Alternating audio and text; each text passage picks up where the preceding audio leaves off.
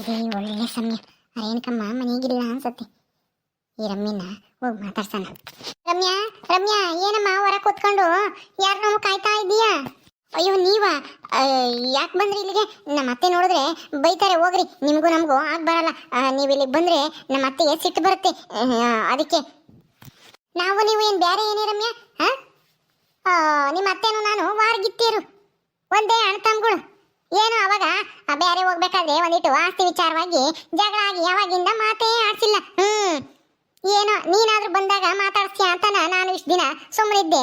ನೀನು ಮಾತಾಡ್ಸಂಗ್ ಕಾಣಲ್ಲ, ಅದಕ್ಕೆ ನಾನೇ ಬಂದೆ ಮಾತಾಡ್ಸೋಣ ಅಂತ. ಎಷ್ಟು ದಿನ ಅಂತೇಳಿ ಹಿಂಗೆ ಅಣ್ತಮ್ಗಳು ದೂರ ಇರಕ್ಕಾಗುತ್ತೆ ಹೇಳು? ಒಂದಾಗ್ಲೇಬೇಕಲ್ಲ ಕೆಲಸ ಕರೆಯೋದಾಗಾದ್ರೂ. ಅದಕ್ಕೆ. ಹೌದಾ ಆಂಟಿ? ಆಂಟಿ ಯಾಕೆ ಅಂತೀಯ? ನಾನು ಅತ್ತೇನೆ. ನಿಮ್ಮ ಅತ್ತೆಗೆ ನಾನು ತಂಗಿ ಆಗ್ಬೇಕು ಅಂದ್ರೆ ನಾವು ನನ್ನ ಗಂಡನು ನಿಮ್ಮ ಮಾವನೂ ಅಣ್ಣ ತಮ್ದಿರು. ಗೊತ್ತಾ ಇಲ್ವಾ?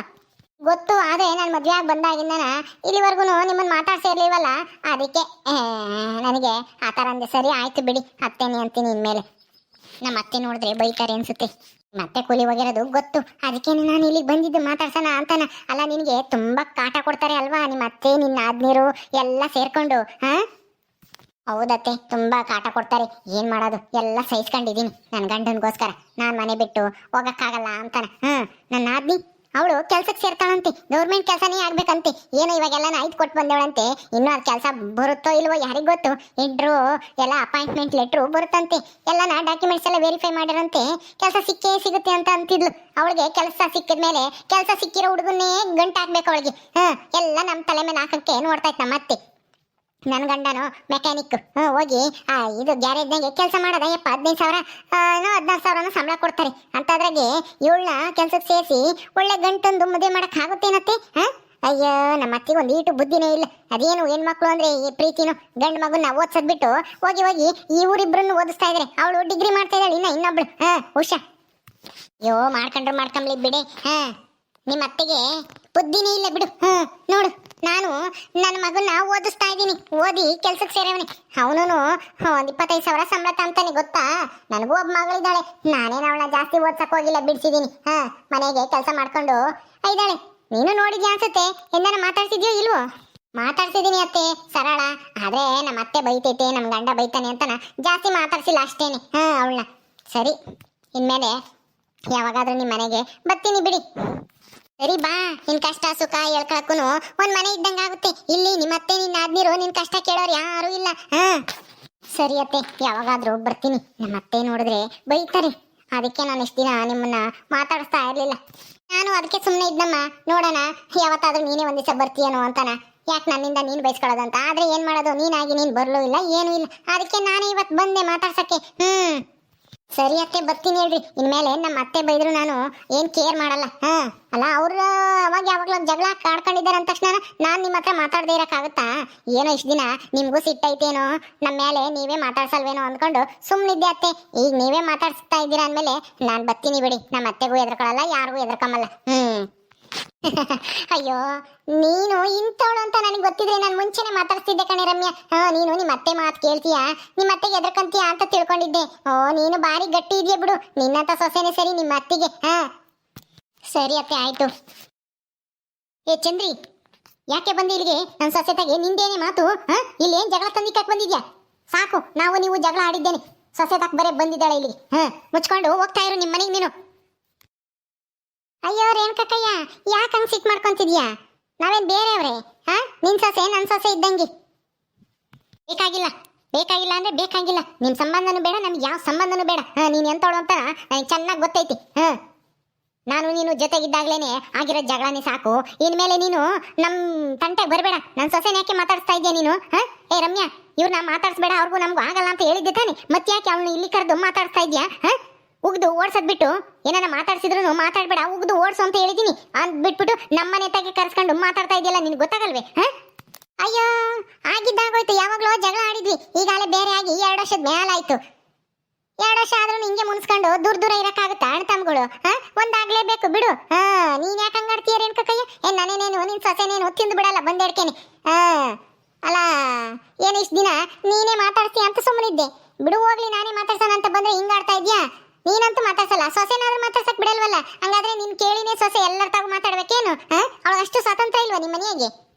ಏಯ್, ನಮ್ಮನೆ ಬಗ್ಗೆ ನೀನು ಮಾತಾಡಬೇಡ. ನನ್ನ ಸೊಸೆಗೆ ನಾನು ಏನಾದ್ರೂ ಹೇಳ್ತೀನಿ, ಅವಳು ಯಾರ ತಾಗ ಮಾತಾಡ್ಬೇಕು ಅಂತ ನಾನು ಹೇಳ್ತೀನಿ, ಎಲ್ಲರ ತಾಗೂ ಮಾತಾಡ್ಲಿ. ಆದ್ರೆ ನಿನ್ನಂತ ನಿನ್ನ ಗಂಡನ ತಾಗೂ ನಿನ್ನ ಮಕ್ಕಳ ತಾಗೂ ಮಾತಾಡ್ಬೇಡ ಅಂತ ಹೇಳದ್ ನಾನು. ನೀನ್ ಎಂತ ಉಸಿರು ಒಳ್ಳಿ ಅಂತ ನನಗೆ ಚೆನ್ನಾಗಿ ಗೊತ್ತೈತಿ. ಇಲ್ಲಿ ಬಂದು ಕಿತಾಪತಿ ತಂದಿಕ್ ಬೇಡ ರಮ್ಯಾ, ಹೇಳ್ತೀನಿ, ಇವಳನ್ನ ಉಗಿದು ಓಡಿಸಿ ಹೇಳ್ತೀನಿ.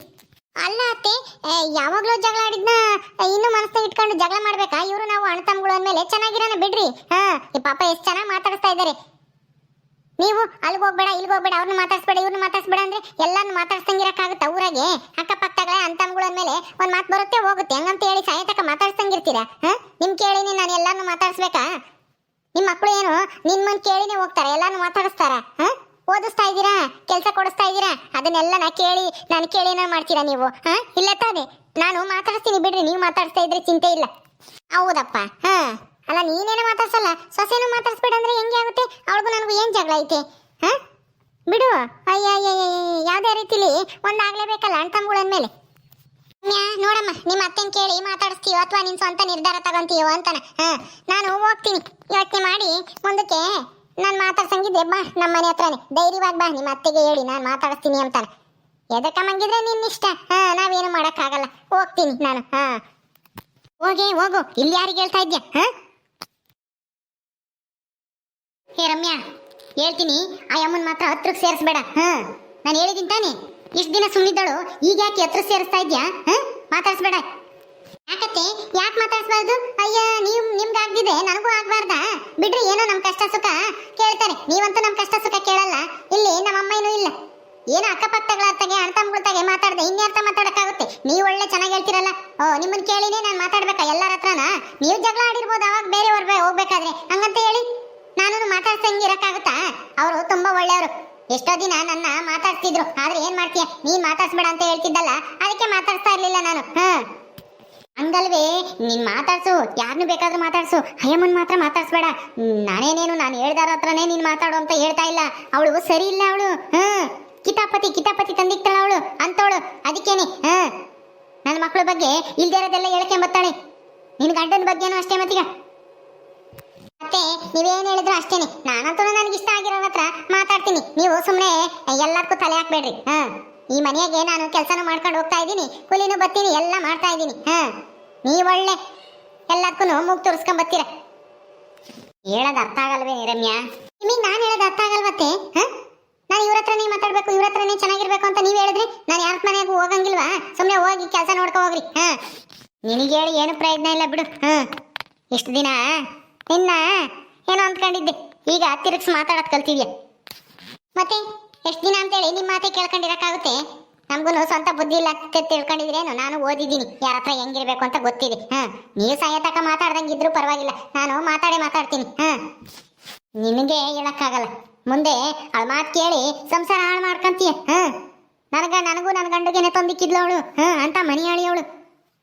ಅಂತವ್ರೇನು ಅಲ್ಲ, ಮಾತಾಡಿದ್ರೆ ಒಳ್ಳೆಯವರು ಅನ್ನೋ ತರ ಕಾಣಿಸ್ತಾರೆ. ನೀವೂ ಈಗ ನಾನು ಬೈತೀರಪ್ಪ ಹಂಗಂತೇಳಿ ನಿಮ್ಮನ್ನ ಕೆಟ್ಟವರು ಅಂತ ಹೇಳಕ್ಕಾಗುತ್ತಾ?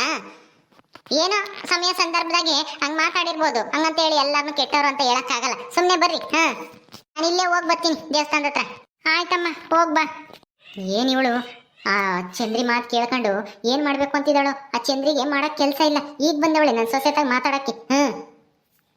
ನಿನಗೂ ಬುದ್ಧಿ ಇಲ್ಲ. ಇವಳು ಹಂಗೆ ಆಡ್ತಾಳೆ, ಅವಳು ಹಂಗೆ ಆಡ್ತಾಳೆ, ಇಬ್ರು ಅಂತ ಸೇರೋದೆ ಅಷ್ಟೇನೆ. ನಮ್ಮನೇನ ಗುಡ್ಸಿ ಗುಂಡಾಂತರ ಮಾಡ್ತಾರೆ.